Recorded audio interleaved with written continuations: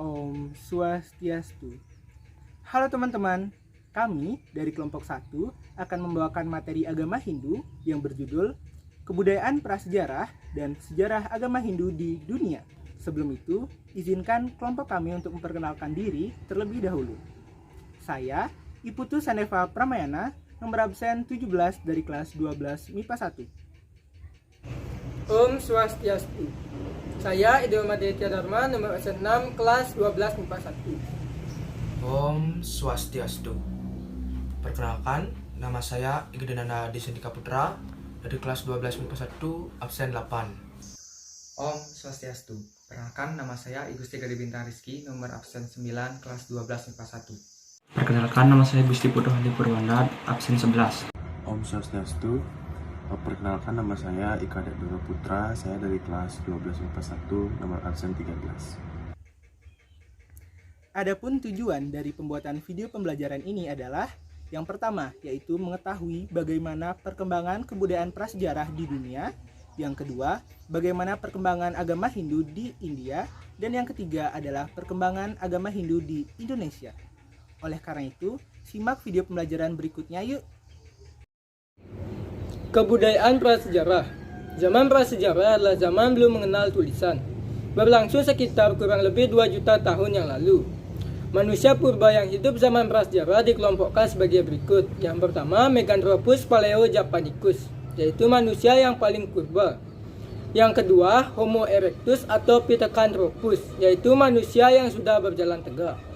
Yang ketiga, Homo sapiens, yaitu manusia purba yang sudah mirip manusia sekarang. Ketiganya memiliki masa perkembangan dan migrasi untuk bertahan hidup. Berdasarkan teori evolusi yang dikemukakan oleh Charles Darwin pada tahun 1859, makhluk Australopithecus atau kera dari selatan dikatakan sebagai makhluk cikal bakal manusia. Menurut pandangan Hindu, Manu adalah manusia pertama yang diciptakan oleh Brahman atau ide Sang Yang Widiwasa pada masa Srasti atau penciptaan. Dikatakan sebagai makhluk yang paling sempurna dengan tri pramana, yaitu Bayu, Sabda, dan Idap.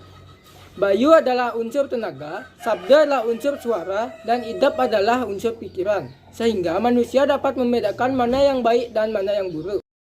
Adapun pembagian kebudayaan zaman prasejarah diberi sebutan berdasarkan benda atau peralatan yang menjadi ciri utama masing-masing periode waktu itu, yaitu yang pertama, zaman batu tua disebut dengan Paleolitikum. Zaman batu tua atau Paleolitikum merupakan kebudayaan tertua, berlangsung sejak 2 juta tahun yang lalu hingga 10.000 tahun sebelum Masehi, dengan hidup secara berpindah-pindah atau disebut dengan nomaden. Dikenal dengan sebutan kebudayaan Pacitan dan kebudayaan Ngandong. Pada tahun 1935 di daerah Pacitan ditemukannya sejumlah alat yang dinamakan kapak genggam, disebut chopper atau alat penetak. Asal kebudayaan Pacitan adalah lapisan Trinil, yaitu lapisan Pleistosen Tengah.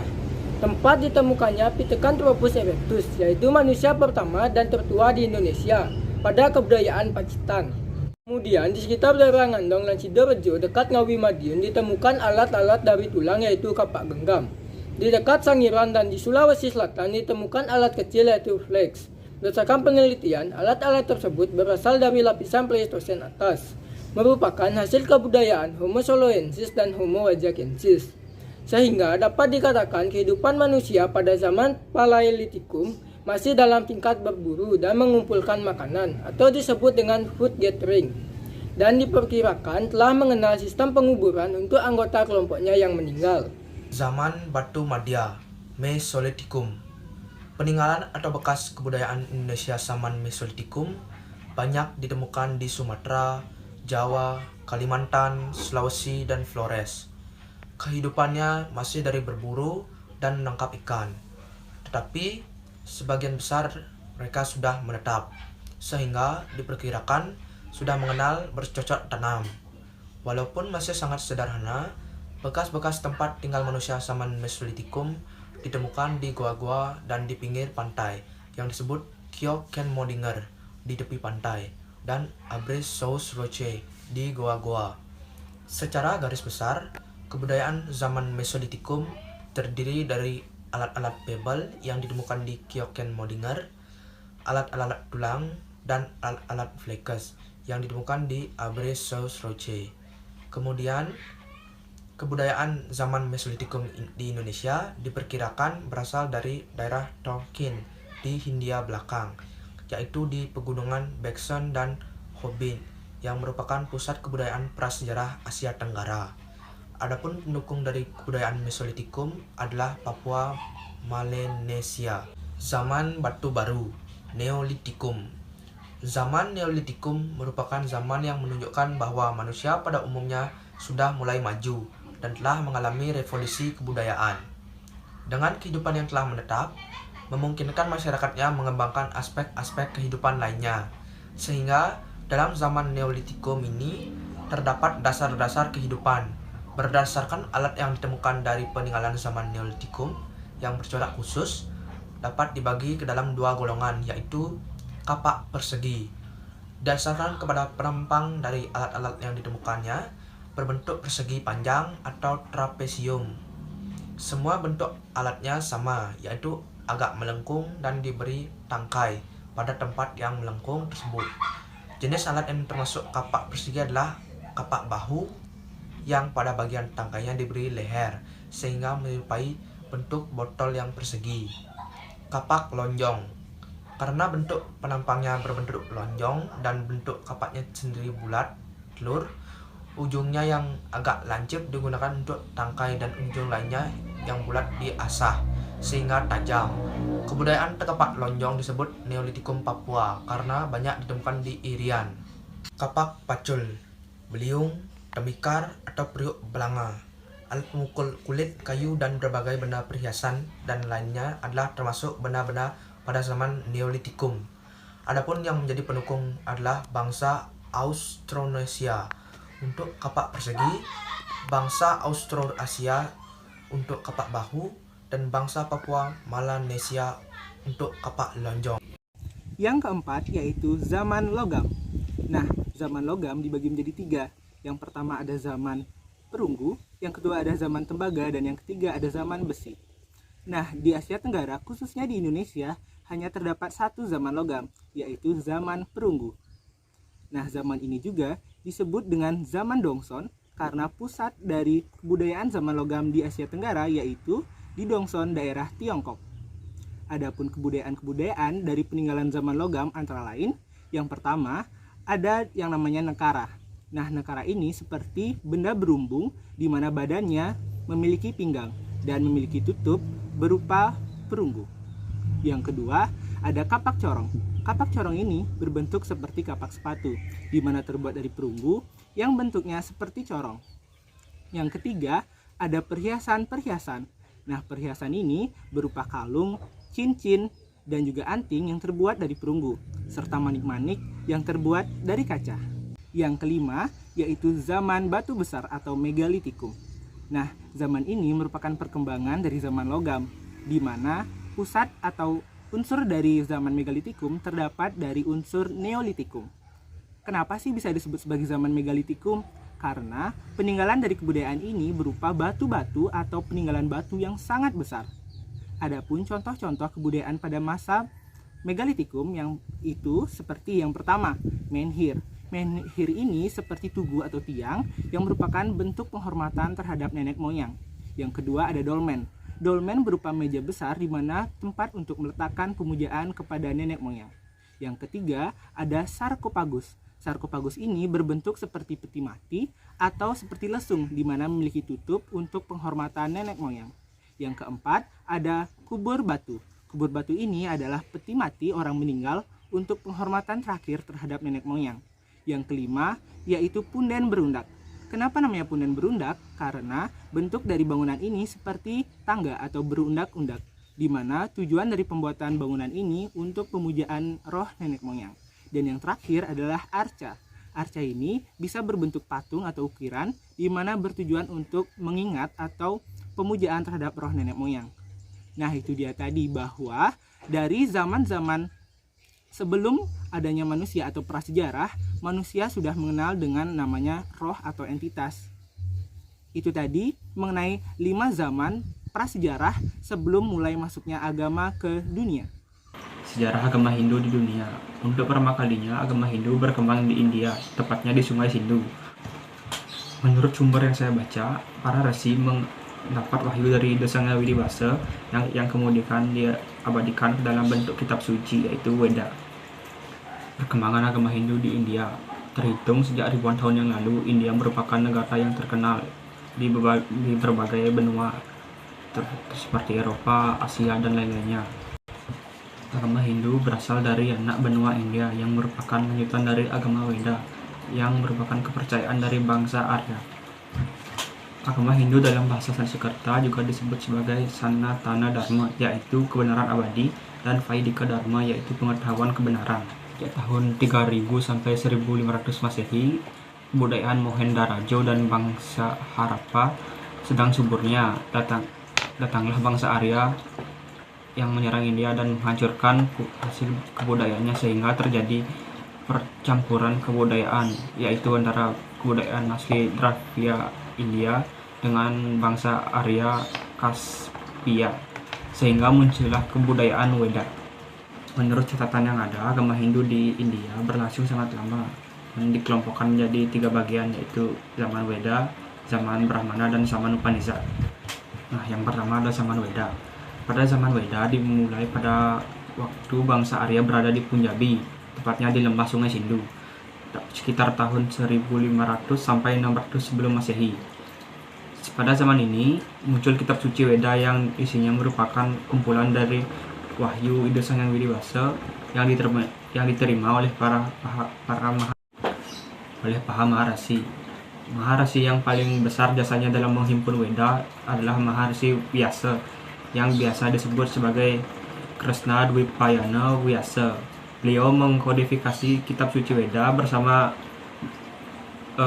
beberapa muridnya, seperti yang pertama Maharsi Paita sebagai penyusun kitab suci Weda Samhita, yang kedua ada Maharsi Vaisampayana sebagai penyusun kitab suci Yajur Weda Samhita, yang ketiga ada Maharsi Jaimini sebagai penyusun kitab suci Sama Weda Samhita, dan yang keempat ada Maharsi Sumantu sebagai penyusun kitab suci Weda Atharva Weda Samhita. Zaman Brahmana ini munculnya ditandai dengan terbitnya Kitab Brahmana. Kitab Brahmana banyak memuat tentang upacara dan tata cara melaksanakan upacara keagamaan. Pada zaman Brahmana, pelaksanaan upacaranya dipandang sebagai sesuatu yang amat penting, sehingga sangat didominasi dengan pelaksanaan upacara. Untuk memudahkan pelaksanaan upacara, maka dibuat kitab penuntun, yaitu Kalpa Sutra. Kalpa Sutra dibagi menjadi 4 jenis, yaitu Srauta Sutra. Kitab ini memuat tentang penjelasan tata cara persembahyaan. Yang kedua, Grayu Sutra. Kitab ini memuat pokok-pokok ajaran tata upacara penyucian. Yang ketiga, Dharma Sastra. Kitab ini memuat tentang pokok-pokok ajaran agama Hindu yang berhubungan dengan hukum, adat, kebiasaan, hak, dan kewajiban. Dan yang keempat, Sulawa Sutra. Kitab ini memuat tentang pokok-pokok aturan tata bangunan. Nah, lanjut pada zaman Upanishad. Zaman Upanishad ini berasal dari kata upa yang berarti dekat, ini yang berarti di bawah, dan sat yang berarti duduk. Jadi Upanishad dapat diartikan sebagai siswa yang duduk di bawah dekat guru atau resi untuk mempelajari ajaran Upanishad. Zaman ini merupakan zaman pengembangan dan penyusunan filsafat agama, yaitu zaman orang berfilsafat atas dasar Weda. Di sini saya akan menjelaskan materi mengenai agama Hindu di Indonesia. Maksudnya agama Hindu di Indonesia melalui hubungan dagang dengan India. Ajaran agama Hindu mengenal adanya Varna, yaitu kelompok masyarakat Hindu berdasarkan tingkatan keahlian atau profesi yang terdiri dari Brahmana, Ksatria, Waisya, Sudra. Keempat kelompok tersebut merupakan teori-teori masuknya agama Hindu di Indonesia. Keberadaan agama Hindu di Indonesia dapat ditandai dengan keberadaannya kerajaan-kerajaan yang bercorak Hindu yang berdiri di Indonesia. Adapun kerajaan-kerajaan tersebut, yang pertama adalah Kerajaan Kutai di Kalimantan Timur. Kerajaan Kutai sudah ada sejak abad ke-400 Masehi, di mana dipimpin oleh Raja Aswawarman, di mana Kerajaan Kutai merupakan tonggak prasejarah peradaban agama Hindu di Indonesia dengan ditandainya ditemukannya Yupa yang di tepi Sungai Mahakam. Yang kedua ada kerajaan Hindu di Jawa Barat. Kerajaan Hindu di Jawa Barat sudah ada sejak abad ke-500 Masehi, di mana ditandai dengan adanya kerajaan Tarumanegara dengan rajanya Punawarman. Dan ditemukan juga prasasti, yaitu prasasti Ciarateun, kebun kopi, tugu, dan lain sebagainya. Yang ketiga adalah kerajaan Hindu di Jawa Tengah. Kerajaan Hindu di Jawa Tengah sudah ada sejak abad ke-650 Masehi, di mana ditandai dengan kerajaan Kaling yang dipimpin oleh Raja Sima. Ditemukan juga prasasti Tukmas. Selain itu terdapat juga kerajaan Mataram yang dipimpin oleh Raja Sanjaya. Yang keempat adalah kerajaan Hindu di Jawa Timur. Kerajaan Kenjuruan merupakan salah satu landasan untuk mengetahui keberadaan peradaban agama Hindu di Jawa Timur, yang ditandai dengan adanya prasasti Dinayo di dekat kota Malang. Selain itu terdapat juga peninggalan sejarah tertua di kerajaan Hindu di Jawa Timur adalah Candi Bundut. Dan yang terakhir kelima adalah kerajaan Hindu di Bali. Agama Hindu datang ke Bali diperkirakan sekitar abad ke-8 Masehi, di mana pada abad ke-10 kerajaan Bali di bawah dinasti Warmadewa. Selanjutnya Empu Keturan merupakan orang yang memperbarui agama Hindu di Bali. Dan selanjutnya pada masa dalam Watu Renggong, agama Hindu di Bali mencapai masa keemasannya dengan datangnya Dangyang Nirata atau Dwi Jendre ke Bali pada abad ke-16 Masehi, di mana beliau berperan besar dalam sastra, agama, dan juga arsitektur yang ada di Pulau Bali. Sekian, terima kasih. Jadi, kesimpulan dari pemaparan materi yang sudah disampaikan oleh teman-teman saya adalah bahwa kepercayaan terhadap roh nenek moyang atau entitas sudah ada sejak zaman prasejarah. Hal ini dibuktikan kepada agama Hindu yang merupakan agama tertua di dunia, khususnya di Indonesia. Namun, dalam perkembangannya pula, agama Hindu telah mengalami banyak sekali proses, baik di daerah-daerah tertentu. Sekian tadi video pembelajaran dari kelompok kami. Apabila ada kesalahan kata dalam penyampaiannya, kami mohon maaf. Akhir kata, kami tutup dengan Paramo Santi. Om Santi Santi Santi Om.